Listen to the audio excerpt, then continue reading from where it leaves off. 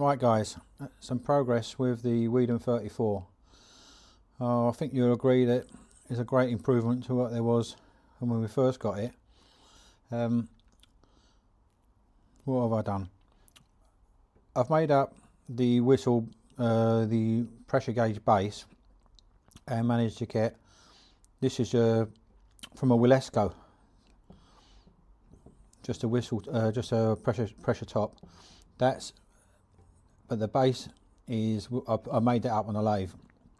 I order a die in specifically for that because there's such a huge thread size, so I had to wait for that. But yeah, so I've made that up on the lathe. I'm not sure that's perfect how it used to be, but looks very similar. When I look online, I see different versions, so I'm not exactly sure what the original version looked like because I've seen several. But whistle seems to work okay. Everything okay there. I've given it a good clean. I've painted the flywheel.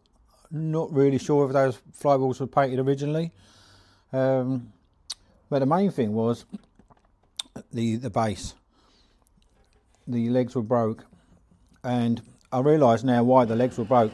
So previous owner has over tightened these two stays, and he's just pulled it in and just snaps it.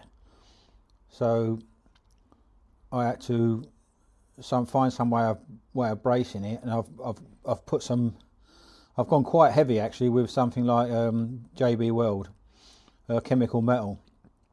It's solid now, but I had to go higher than what I wanted. So there's a little bit of a lump there because it was a perfect join. And then if I put too much in the join, it didn't sit perfect.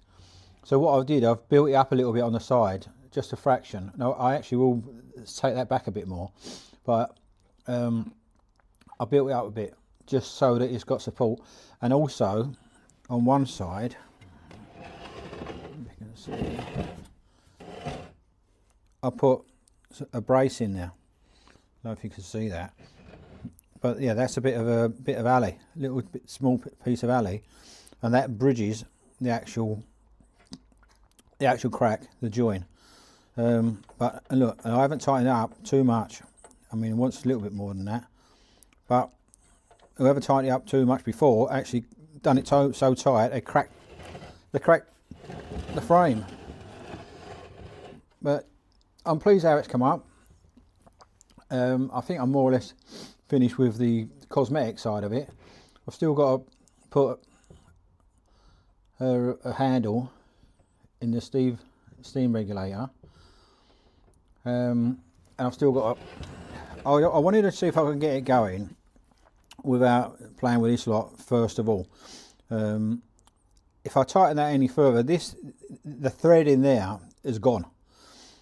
So if you tighten it more than that, you have to take it all around to here again. So that's going to have to come out. They're going to have to come out. It's bent in there as well. Someone's gone a bit crazy with the solder here, which I'm not really pleased with. And I'm going to have to do something with that because it doesn't look very tidy at all. But I wanted to just see if I could get it running on steam. So jury's still out on that one. But I just wanted to show you progress really. So it's going to be a step by step thing, just to get it right.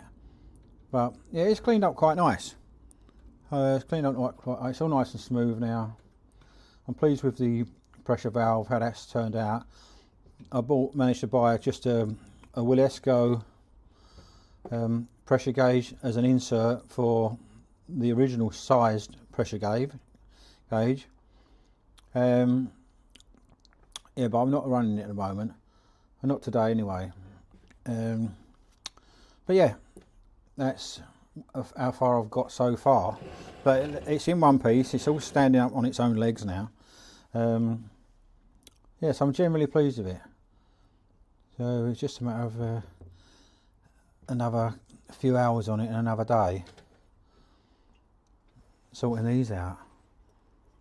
because yeah, because someone's just put something in there just to stop it leaking. But I will get a piece of glass, a glass tube. I've got several glass tubes of different sizes, so I'll measure that, put that in.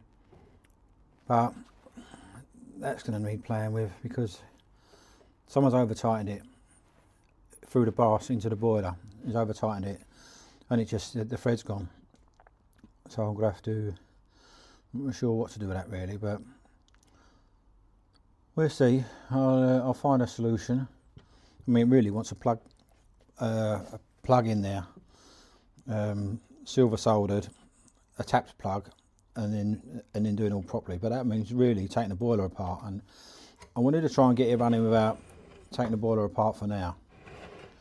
But anyway, so yeah, I'll just a quick one, just to show some progress. But I wanted to explain a little bit about me coming across American boilers, because I really, being in the UK, what we mainly see is Mamods, and because Willescos are still manufactured, we see lots of Willescos. And then, because we're, you know, obviously part of Europe, the next thing we see is the Doles, the Marklins, the Bells, you know, the Bings, all the German brands, the old ones. So we don't really see that much American steam engines in the UK. So when I've come across, so I wasn't sure. Now I know that there's several manufacturers, and this I'm really impressed with this. I really, this is one of my favourite models now. So yeah, I didn't really know. I've started doing a little bit more research about Weeden, and they go back as long as all these German ones. So I was quite surprised. I thought there was a newer manufacturer, but no, 1800s, late 1800s, with some very nice machines as well. And I think they put a different take on it, a little bit of a different take on it.